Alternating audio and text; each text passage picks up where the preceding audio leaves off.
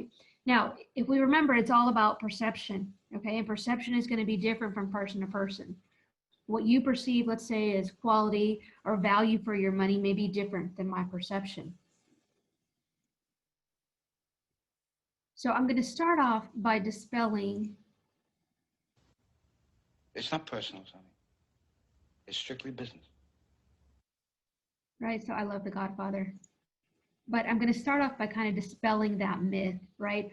On the contrary, it is personal. In fact, it always is personal. Okay.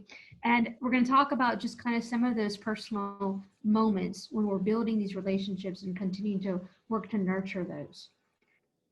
Now, the first piece here, I think I have there on that first bullet is around manners. And so you're thinking, really, Diana, this is silly. Please and thank you. And I'm going to say yes. I'm going to say yes. I've seen it time and time again where careers can be stalled or disrupted because just something as simple as this idea of manners plays into the likability factor, which leads to trust, which leads to predictability with clients.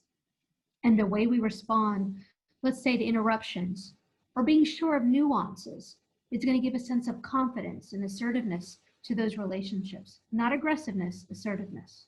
Okay. And so this idea of manners is essentially an undercurrent in relationships. It's an undercurrent to relationships.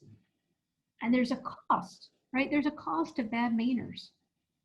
Let's just say, think of an example of, the last time you were in a meeting and the leader stayed on their cell phone or they're texting during an important conversation or what you think is an important conversation.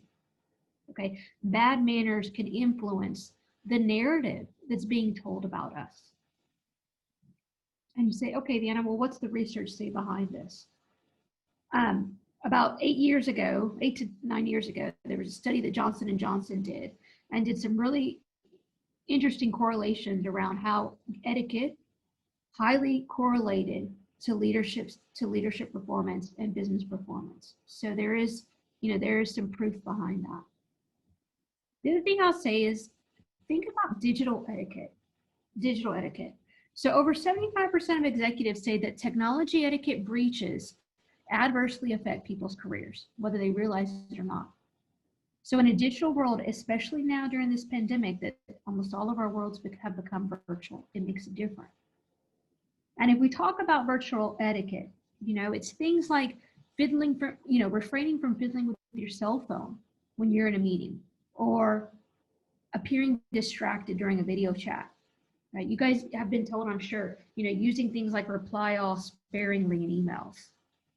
Don't post or tweet when you're supposed to be engaged in a crucial conversation. God forbid that thing goes viral and you were supposed to be engaged, right? And then look for ways to wow others. What do I mean by that? Looking for ways to wow others.